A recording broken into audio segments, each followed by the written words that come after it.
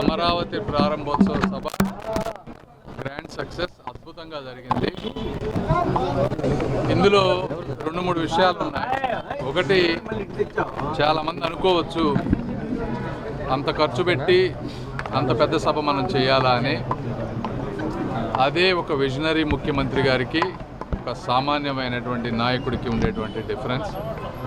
ఈరోజు నేషనల్ మీడియాలో కానీ ఇండియా మొత్తం ఏ పేపర్లో చూసినా కూడా అమరావతి క్యాపిటల్ అనేది ఏ విధంగా జరగబోతుంది అనేది ఒక క్లారిటీ తోటి అందరూ కూడా పబ్లిష్ చేశారు.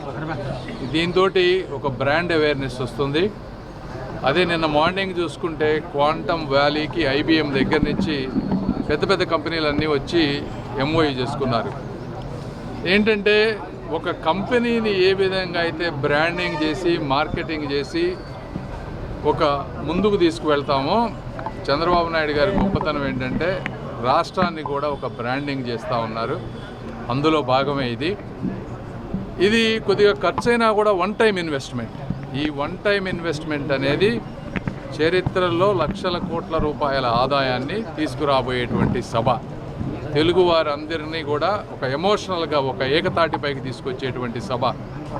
అదేవిధంగా ప్రధానమంత్రి గారు కూడా వారు ఇచ్చిన స్పీచ్ కూడా ప్రధానమంత్రి గారిని కూడా ఈ విధంగా మనం అభినందించాలి. ఎందుకంటే తెలుగులో ఆ విధంగా రాసుకొని ఆంధ్రప్రదేశ్ అంటే ఆధునిక ఆంధ్రప్రదేశ్, అత్యాధునిక ఆంధ్రప్రదేశ్ అలా రాసుకొని వచ్చారు అంటే ఏదో ఎవరో రాసిస్తే వచ్చేవి కాదు. అవన్నీ ఒక మనిషి దాని మీద డెప్త్కు వెళ్ళి ఆ విధంగా చేయడం అనేది కూడా తెలుగు వారందరూ కూడా చాలా ఆనందంగా ఉన్నారు. ఎక్కడ మాట్లాడినా కూడా ఈ రోజున అద్భుతంగా ఆనందంగా ఉన్నారు.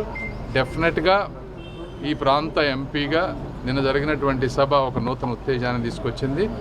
ఈ కార్యక్రమాన్ని సఫలీకృతం చేసినటువంటి అందరూ, మా ఎమ్మెల్యేలు కానీ, తెలుగుదేశం పార్టీ కార్యకర్తలు కానీ, ప్రభుత్వ అధికారులు, కలెక్టర్ గారు కానీ, తర్వాత SP గారు, IG గారు, వీళ్ళందరూ కూడా నిద్రాహారాలు మాని 10-15 రోజుల నుంచి వర్క్ చేస్తూ ఉన్నారు.